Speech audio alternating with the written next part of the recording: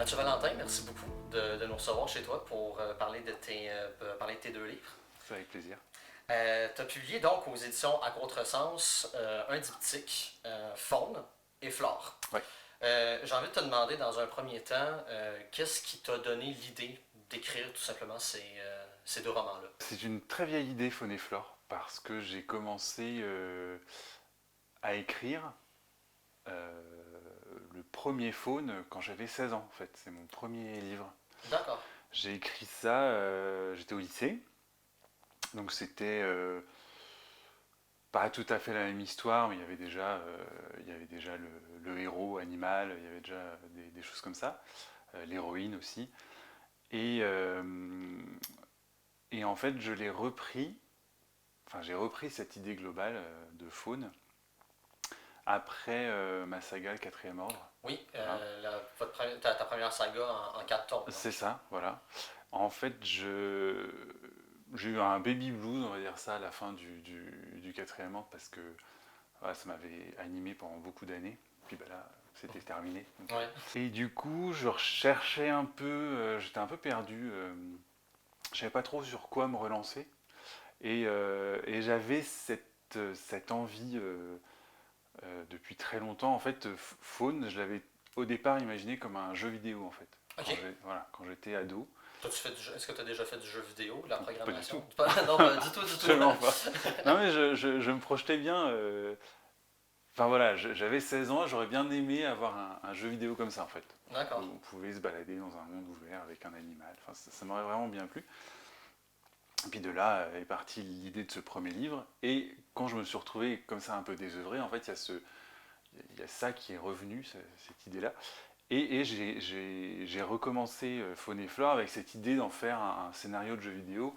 Et je me suis très vite rendu compte, de toute façon, je ne sais pas écrire de scénario de jeu vidéo. Ce que je sais faire, c'est des romans. Et du coup, ben voilà, Faune est devenu Faune et Flore. Et puis avec cette version un peu 2.0 de l'histoire, parce que déjà dans ce que j'avais écrit quand j'avais 16 ans, il y avait cette idée d'écologie, des animaux et tout ça, mais là, beaucoup plus poussé du coup. Donc ça, c'est un peu le point de départ de Faune et Flore. L'histoire, vraiment, quand j'avais 16 ans, c'était beaucoup plus naïf en fait. Il y avait vraiment il y avait beaucoup plus de magie, il y avait plus d'extraordinaire. C'était vraiment une autre quête. Les animaux recherchaient des espèces de dons qui étaient disséminés sur la planète, qui réveillaient une sorte de divinité qui faisait un peu table rase de l'humanité en fait. C'était un peu glauque, mais quand on y réfléchit comme ça, c'était un peu ça. Il y avait quand même une notion comme ça, de grosse entreprise c'était plutôt une espèce de secte de franc-maçonnerie parce qu'il y avait des méchants qui suivaient un peu les héros et qui cherchaient à les chasser. Là vraiment, dans Faune et Flore maintenant, c'est ce que je voulais aussi avec ça, c'était vraiment faire une espèce d'arrêt sur image j'ai 33 ans, on est en 2018 et il se passe ça. Je me suis pas mal renseigné avant, en fait, j'ai fait pas mal de recherches, j'ai vu plein de trucs. J'étais déjà assez éveillé écologiquement, on va dire, mais Faune et Flore, du coup, encore plus. Parce que j'ai vraiment creusé, j'ai vraiment fouillé, et du coup ouais, voilà, il y a vraiment eu une vraie recherche pour essayer de montrer un peu tout ce qui pouvait exister à notre époque, en tout cas. J'ai envie de te parler d'un personnage qui, sans trop de surprise, est l'un des personnages principaux, la panthère, Matago, que Clarisse Berger rencontre donc dans la forêt d'Amérique du Sud. La sensibilité à la nature, elle transparaît beaucoup dans ton écriture et je trouve qu'elle s'incarne très bien dans le personnage de Matago pour une raison en particulier. Il a son vocabulaire. Il a sa manière propre de décrire l'environnement et c'est un vocabulaire et une compréhension du monde qui nous est suffisamment inconnu en nous en tant que lecteurs pour nous empêcher de comprendre tout de suite de quoi il parle. Comment tu as construit la vision du monde de Matago? J'apprécie beaucoup cette question. Parce que j'ai vraiment travaillé dessus. Vraiment, Ça, parce qu'il y a l'alpha, il y a, il y a les inanimés qui tantôt signifient un truc, tantôt signifient autre chose. Faut jouer avec, avec la vision de Matago. Et en fait, c'était un vrai challenge, mais en même temps, c'était hyper intéressant parce que, en fait, l'animal, on ne sait pas comment il pense, on ne le saura jamais. Mais en fait, c'est comme nous tous, on ne sait pas forcément ce que l'autre pense. Donc en fait, souvent, ce qu'il faut faire, c'est essayer de se mettre à sa place. Et après, on se dit, ah bah oui, s'il pense ça, s'il a vécu ça, du coup, ce qu'il veut dire, c'est ça. Et en fait, j'ai essayé de faire comme ça. Et le vrai challenge, en fait, ça a été de ne pas trop l'anthropomorphiser. Vraiment, ce choix de vocabulaire, c'était vraiment essayer de me dire comment... Alors, je suis une panthère dans la jungle, comment je perçois mon environnement. Puis ça exige aussi une certaine forme de patience parce qu'à un moment, on pense avoir compris ce dont Matago est en train de parler ou ce qu'il est en train de montrer. Et en fait, 100 pages, 200 pages plus loin, on se dit « Ah ouais, mais en fait, non, c'était pas en tout ça. » Après, oui. Et puis c'est très évolutif en plus l'écriture, en tout cas la mienne. C'est-à-dire qu'en fait, on découvre des choses au fur et à mesure qu'on les écrit. Et puis il faut aussi apprendre à connaître ces personnages en fait. Vraiment... Et du coup, Matago, ça a été vraiment pareil, une découverte quoi. Parce que se mettre à sa place, puis choisir les termes aussi, c'était très compliqué. Parce que, tu vois, par exemple, j'ai choisi pour les oiseaux, je ne voulais pas dire oiseau, parce que l'oiseau c'est un mot que nous on a inventé, mais une panthère ne va pas appeler un oiseau. Et du coup, j'ai choisi le terme plumé. Parce qu'en fait, l'une des caractéristiques qui les différencie vraiment, je sais pas, n'importe quoi, c'est l'aspect plume. Et verdict de l'expérience, est-ce que c'est plus facile de comprendre une panthère ou de comprendre un être humain? Rien n'est facile. Rien n'est facile. Il y a un autre personnage dont j'aimerais qu'on parle, qui a un lien très fécond, très symbiotique avec Matago, c'est le personnage de Clarisse. Donc l'étudiante scientifique qui donc s'en va en Amérique du Sud pour participer à l'étude sur le terrain. Elle tisse donc ce lien-là très fécond avec Matago, mais qui n'est jamais à prendre pour acquis, parce que quelquefois il peut être très très très fragile. Qu'est-ce qui les unit? Matago et Clarisse. Pourquoi Clarisse et pas une autre?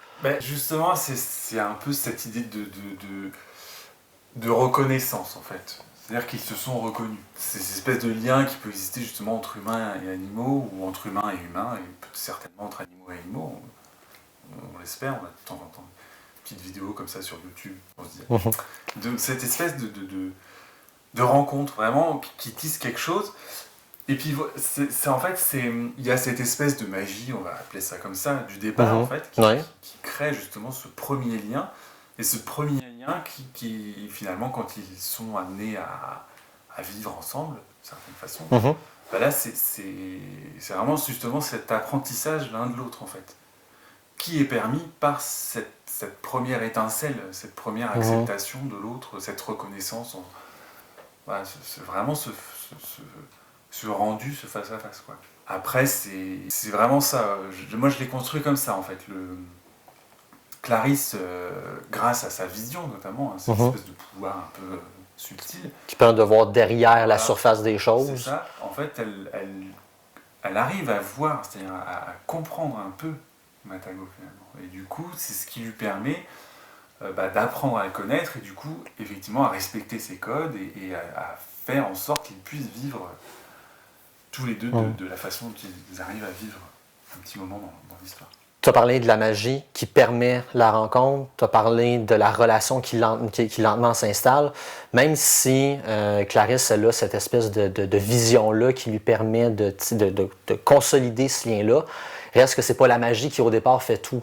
Est-ce que tu dirais que c'est pour préserver cette relation-là entre les deux, est-ce que tu dirais que c'est Matago qui doit s'humaniser davantage ou au contraire Clarisse qui doit s'ensauvager davantage? L'un et l'autre le font en fait.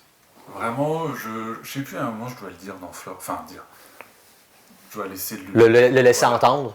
En fait, il y a vraiment cet aspect-là où Matago finalement s'adapte à ce que lui apporte Clarisse et du coup, effectivement, parce qu'il y a une sollicitation, parce qu'il y a une espèce d'apprentissage, vraiment d'un côté comme de l'autre, l'un et l'autre prennent des réflexes de leur ami finalement.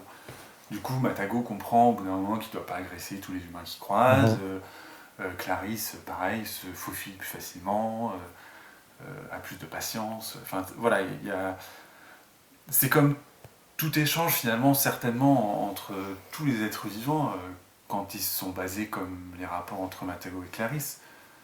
Parce qu'il y a une forme d'amour, il y a une forme de respect entre ces deux personnages-là, et du coup, c'est l'échange, quoi. L'un et l'autre se créent quelque chose et offrent et prennent l'un de l'autre. Ça veut dire qu'on n'est pas sauvage par essence, on n'est pas... En fait, je pense que c'est notre perception de la sauvagerie et de l'animalité qui pose question, parce que on met une frontière en fait, mais on s'est juste construit dans des sociétés très complexes, mais c'est parce que c'est un peu l'essence même de notre espèce, c'est vraiment cette sociabilité qui est possible, notre intellect, notre conscience, qui est bien à nous, et certainement d'autres façons de percevoir le monde. Il y en a une, celle de l'animal. Oui, c'est voilà. ces deux sociabilités qui se rencontrent et qui clashent dans une certaine mesure. Donc, Matago et Clarisse, appartenant à deux plans complètement différents, réussissent à tisser un lien qui rassemble ces deux sociabilités-là. Et en fait, c'est ça aussi que j'ai voulu montrer avec ces deux personnages-là, c'est que notre civilisation n'est pas incompatible avec d'autres civilisations comme celle de Matago à sa façon. Parce que ça a beau être un animal très solitaire, mais il a sa façon de gérer les rapports avec son environnement, et son environnement, c'est les autres êtres conscients qu'il croise. Même ses émotions, son angoisse que Clarisse ressent aussi, la peur, la méfiance. Oui, complètement. Et je pense que ça, vraiment, c'est des choses qui devraient évoluer dans notre façon de penser. L'animal, on oublie qu'on en est un, quoi. C'est pas une insulte, c'est pas quelque chose de dégoûtant ou quoi que ce soit, mais on oublie d'où on vient, ce qu'on est, quoi. Parce que, et cet oubli fait qu'on se permet des choses qui sont quand même assez dérangeantes quand on y réfléchit. Et voilà, le rapport entre Clarisse et Matago, c'était aussi ce symbole-là, quoi, d'essayer de se dire qu'on pouvait comprendre d'autres choses, aller au-delà en fait, des apparences, quoi. Mathieu Valentin, merci beaucoup de nous avoir parlé de ton diptyque Faune et Flore. C'est paru aux éditions À Contresens. C'est ça. Merci. Merci beaucoup.